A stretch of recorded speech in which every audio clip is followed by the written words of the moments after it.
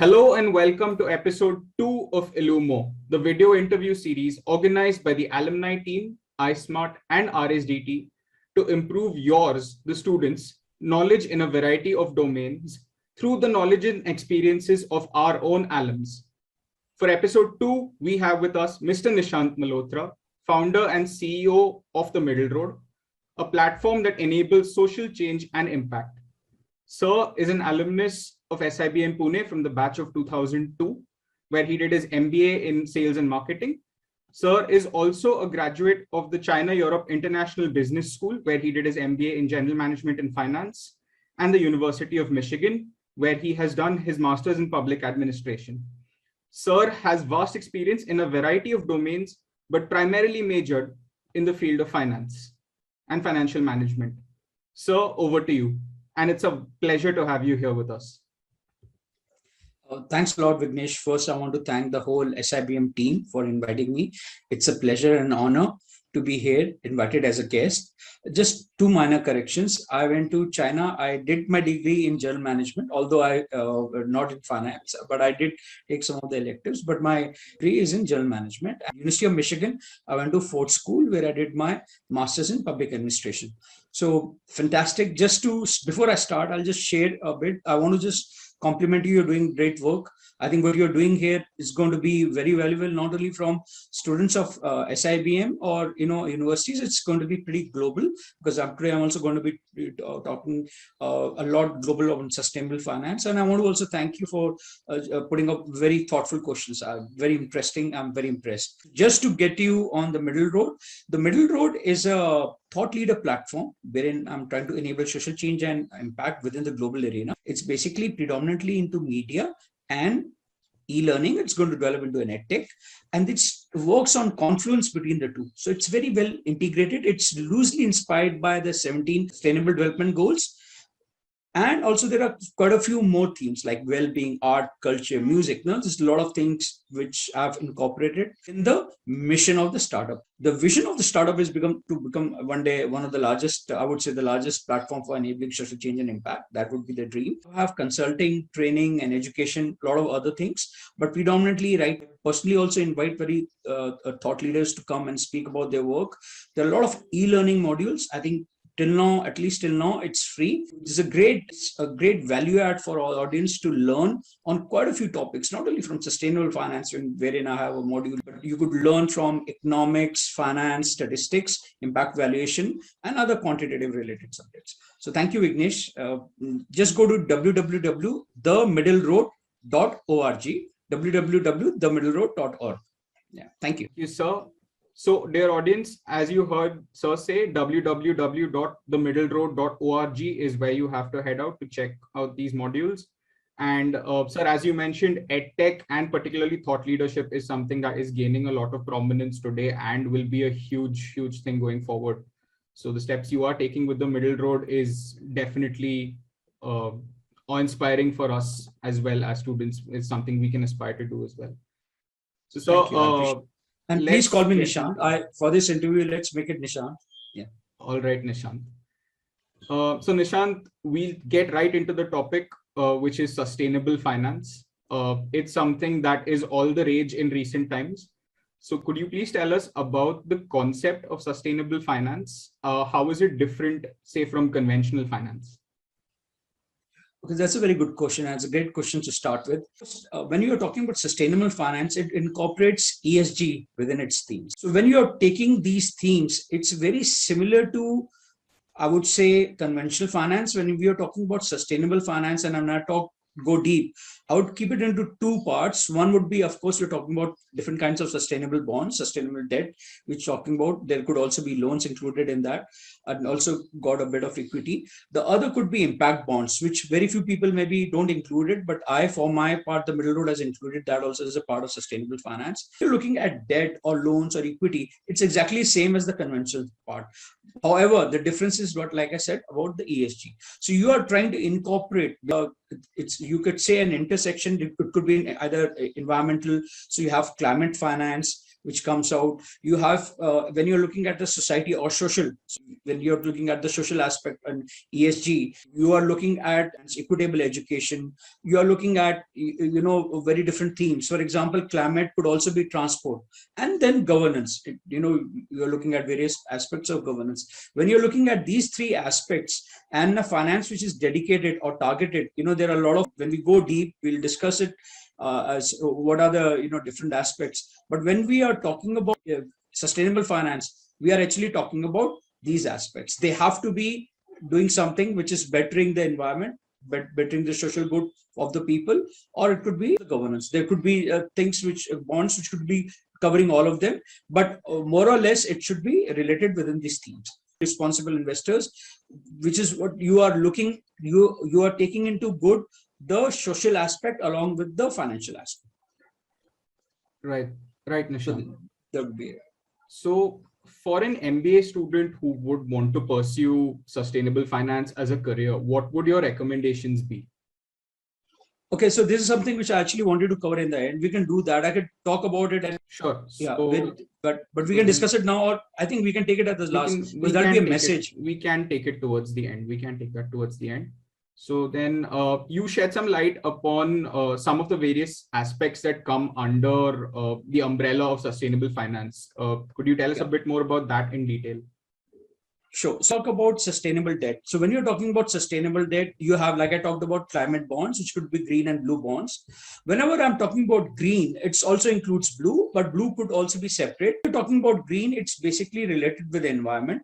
It could be, greenhouse emissions, it could be one, better transportation, focusing on renewable energy. When you're talking about green, it's either into climate mitigation or climate adoption. These are the two basic aspects which green does look at.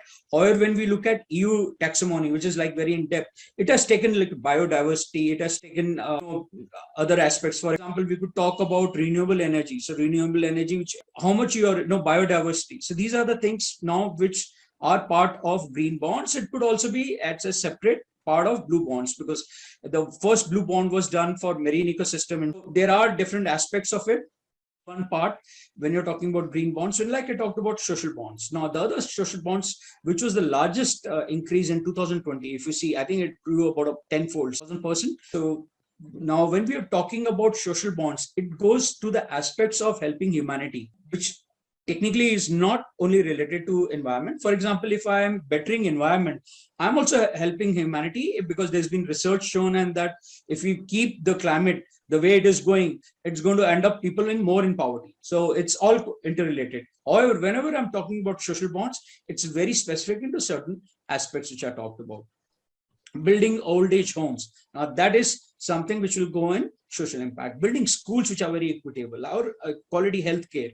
Just to give you a few examples. Now these are two aspects. The third bond is sustainability bond. Sustainability bond includes both these themes. And the recent invention which has happened is sustainability linked bonds. These bonds are governed, except sustainability linked, all the three which I talked about, green bonds, social bonds, and sustainability bonds, they are actually linked by the proceeds. Now, the proceeds of when you're raising these bonds are going to be used. That is the predominantly importance of these bonds. That's how you characterize these bonds.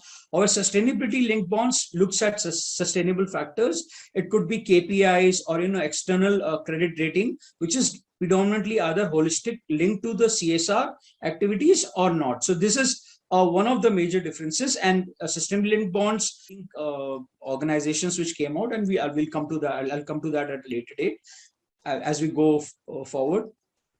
One part. Now, these are bonds which are very similar. Recently, I actually attended a webinar where we should also know some of the major plays, like ICMA is one of the major plays which comes out with these guidelines. So they were talking about what's the difference between how the sustainability linked bonds could be different, maybe over a period of time also attract a lot of money from corporates. So that could be a thing which we could also forward. These bonds and conventional bonds. Now this is where we can come out with a difference. They're predominantly very similar. If you're looking at a bond, the bond's going to have a coupon. Of course, the bond size. Now let's look at the bond size. If I'm looking at a global capital markets, the bond size is about $100 trillion, a little bit more than $100 trillion. And if I compare this now the green bond market is like really going up, but still it's less than 2% or even 1%. I don't know exact figure, which was the total bond market, which should be. So 2020, the figure was about $1.7 trillion. So if you look at the global market size, which is about, I think, 110 to 120. I'm not exactly sure how much is the global bond market size, but it's very close, just a bit over 1%. So you can understand the difference between the two. However, if you look at, they have the same coupon rate. If you're looking at the bonds, the one good part is like the green bonds, which are getting issued right now, they are at a premium. So what I'm talking about a premium, what I'm saying is like, let's say I have a 20-year conventional bond and I have a 20-year green bond. So the coupon which I'll pay on a 20, of bond of a similar duration will be less, which means as you are much more healthier, or you have a better credit rating, you'll play less coupon, so the yields will be less, at the time when you're issuing the bond. So that is a great aspect, because green bonds, you could give out less as an interest payment, and people still, it's highly oversubscribed. So this is a huge development which is happening, and this is like now you have a fair bit of understanding that you're looking at very similar instruments. The other part, which will be impact bonds. Now, impact bonds are characterized as quasi-derivative instruments like pay for success. These are social impact bonds and development impact bonds. Now, this is a very good example of private-public partnership. Now, the whole part of when you're looking at sustainable finance, you have to, an OECD figure says that we need at least now about $6 trillion. We want to go close to 2030 Sustainable Development Goals. That because of the pandemic, that figure could have gone up, because that figure, I think, is from 2018. That figure would have gone up. Now, one of the reasons why sustainable development wants, and the World Bank wants to come in, or the largest European Investment Bank, or you can talk of IMF. Why, for example, IFC specializes in what is getting public-private partnership to help the underserved market. So basically, you have what is known as market failures. You have also government failures, wherein the government and the public-private sector does not want to address, which is the less privileged part of the people of the society. This is where you are actually raising, which is a recent phenomenon, at least in the social bonds, because the sustainable bonds predominantly started as climate bonds. You have non-profits like Climate Bonds Initiative, CBI, which is one of the biggest non-profits, which is a very defining force and a champion predominantly in this particular sector when you're talking about green bonds. Give you a fair bit of an idea of what the bond market, and it's pretty similar when you're comparing, at least in the structure. Nowadays, you also have a bit of structured products coming in sustainable linked bonds, which I'm going to talk at a later date. As I go forward, I'll talk about annual product in detail. So that's very interesting. So a lot of innovation is coming, but that is exactly similar. Only thing is, it's going to be used for holistic purposes, which is what, and that's defined by principles. So at least for green bond, social bond, and sustainability bond, there are clearly sustainable linked bonds also has principles. These principles you need to sort of obey a framework of what they would constitute as these bonds. Now, sorry, so I was talking about impact bonds. Now, impact bonds are of two types, which gives public-private partnerships. You have social impact bonds and development impact bonds. Development impact bonds are very similar to social impact bonds. The only difference, it's in low and medium countries, medium income countries. And secondly, these bonds have the payer, which is actually non-government entity. So social impact bonds were first came out with social finance in UK, so where a government entity was there. And so it works on a concept wherein you have a private and a public partnership coming in. You want to address a change. You want to see that change come in. If that change comes in, and we call that change as an intervention, you want a change to come, and you'll do a set of interventions, maybe one intervention or a set of interventions, and you want to see that outcome. And now you're going to pay if you achieve that outcome. So you could say it's like a quasi digital option. You could say a call option where, okay, if it's 1, I'll get a payout. If 0, I'll not. Although it doesn't sort of strictly work that way. You could, a lot of economists will also call it pretty much way. But of course, here is, if I want to do something, I will pretty much not take a sort of a mile which I can cover. If I won't give an outcome which is so difficult to reach that I don't get anything ultimately. Social bond, impact bond, the outcome payer is a government, and a development impact bond, outcome payer is a non-profit. Now, you had Educate Girls. It was implemented in India. So these are, but they're not very, it's a very small size when you're looking at the corporates. Sustainable finance, when you're talking about these bonds. The third bucket which I could keep is impact investing. Now, impact investing is like private equity. You want to go in and you want to, it could be like in the earlier part, like a venture cap, or you want to actually be in the growth side and try to give money to a company, which is more like a social entrepreneur. So when we talk about impact investing, I'll take this in detail. So these are the three aspects which I will say sustainable finance. But the climate bonds or social bond, the four bonds which I talked about, green bonds, the largest by far. Then you have social bond and sustainable bonds, or SGD bonds, some people say. And the fourth is the sustainability linked bonds. That's like a rookie of the year, like you say as a rookie. So that's still a long way to go, but the king is still the green bond. Right, Nishant. I think that covers in depth the various aspects that come under sustainable finance. Could you also, throw some light for our audience on recent trends that have been coming up in sustainable finance, and what are the, opportunities and challenges that countries could face when we are looking at, say, sustainable investment going forward? Good. I think this is a fantastic question. I really loved it. It's a very thoughtful question. Okay, so there are a couple of things here. I'll talk about the trends. So trends, like I talked about, is sustainability linked bonds. Now, why this is interesting is that it doesn't go by the proceeds. Usually when you're looking at bonds, I'm raising those proceeds, I'm getting that money, and how that money has to be utilized. That's very important. However, in this case, it is linked to, for example, Engel. Engel has been a leader. It's a Dutch conglomerate. It's actually been, as a matter of fact, in sustainable side, one of the most innovative companies. It's been coming out with new options. So it came out with sustainable linked bond. And this, you have certain guidelines. You map up according to either KPIs. It could be, or it could be a credit rating, or it could be any other specific parameter. And if you achieve that parameter, you're giving a different kind of a coupon, or so it sort of varies. CSR, and my CSR strategy is aligned with something with the ESG. Now I could go to the bond market and raise money at a premium. So why we will say what some people will do?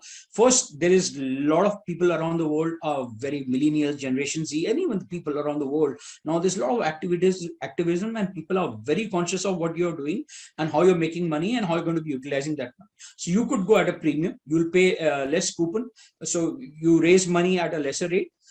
The cost of funding at least reduces. The cost of debt would reduce if you're going and using this particular market size. Secondly, you will have access to a lot of other investors which are not there. A lot of people now, for example, socially responsible investors itself are so high that they would like to invest in. For example, Engel, which came out with almost a $4 billion, which was the largest bond offering in sustainable linked bond.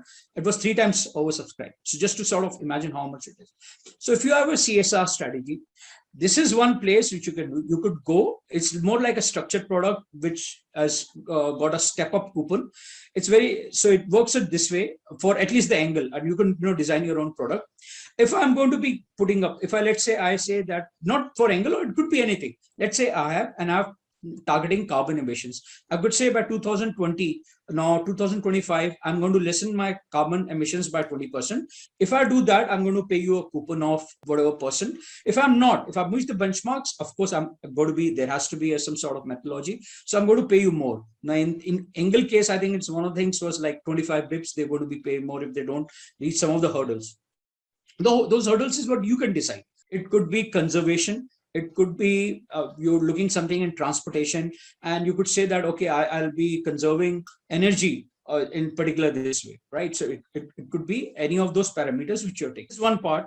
The EU taxonomy which has come out is one of the best taxonomies. This is the first time somebody has gone forward. So brief of Europe, the green bonds market, which is about $1 trillion, I think, last year, so by CBI. And I think it's about $1 trillion for very close to that for green bonds. About 46 to 48% came from Europe. So Europe is like the top gun when you're talking about, climate finance. That's where a lot of innovation. Others are, of course, China is a very big player, and America also is, and there are other players which are coming. EU taxonomy is something which is very innovative, which has come out. It gives you very detailed structure. What could be the 6 parameters? So they have defined the green finance space as much larger. Like I talked about, there are 6 parameters you could read about. When you're talking about these EU taxonomy, what it does is it gets things are getting mainstream. You want to show to the world how serious it is. It has also taken sustainable finance as one of its core 4 strategies, the sustainable growth. So they have this action plan where they have said that 20% of its budget at least is directly related with climate. This is a very significant factor. Now, who all could be done? Recently, one of the universities in America raised money through green bonds. So they had 2 structures, I think 20 years of 2 different. One was a conventional bond and one was a green bond, and where they had a premium. The green premium is they sort of paid less, and raising the money, it would be used for those green proceeds. So there is a framework given. Framework is freely available if you go online, which is like the green bond principles. You have social bond principles, you have sustainably linked bond principles. You can read it, and which define what could be the parameters. China came out with one of the green bond principles. So that was good because it's not standardizing. Now the whole world is waiting for between Europe and China are going to come out with a convergence of that'll be a very defining framework of the trends. Like one trend would be, I would say, the world should focus on social bonds. I won't say that there would be any problem. The whole world is actually gearing up towards this particular space. There would be a thrust or a pushback from certain investors who might not want to be liking it. But I feel if you look at how the assets under management is rising, you look at the PRI chart. I mean, it's really going up. There are a lot of issues. For example, Japan came out and they made their pension funds to actually invest in ESG. So if you are a holistic alignment towards it, you should be investing in. For example, Singapore has made a green plan for 2030. There's a lot of opportunity there. We're going to be focusing more on public transport. There are more parks coming in within 10 minutes of walking from households. So these are great strategies. They are really focusing on landfills. Circular economy is one part of taxonomy, which defines as green things. So circular economy, how are you going to recycle your products? And the trends are not only, I would look at corporates. Usually corporates are one of the biggest innovators. CSR, I think, is a great strategy. Development bonds linked to social linked bonds or even social bonds you take out. You can go to the market. I think that's a fantastic opportunity for markets to do. I talked about universities. Big universities now could go on to financials are doing it. Sovereign bonds, sovereign countries should go out and take it. I see a lot of potential if in India and around the world, as a matter of fact, in municipal bonds. I would take out municipal bonds so that I could go up. And I mean, I think Pune did take out at one point of time, but you could go out. This is an untapped sort of market wherein, you could raise for your communities. Community model works a lot, which is pretty good, which is being followed in America. I would say these would be the lines of all the themes: circular economy, transportation, infrastructure. Now, about 40% of the global, 40 to 60, I'm not sure on this figure, but the OECD came out with a report. So infrastructure is where you should be buildings, be compliant with green. This is a great aspect which world should be looking at. Because that is where ultimately it's not only that we should be we should be taxing carbons, and I'll also come into this when we talk in detail, but what we need to do is think how we can lessen the pollution. That would be the ultimate aim.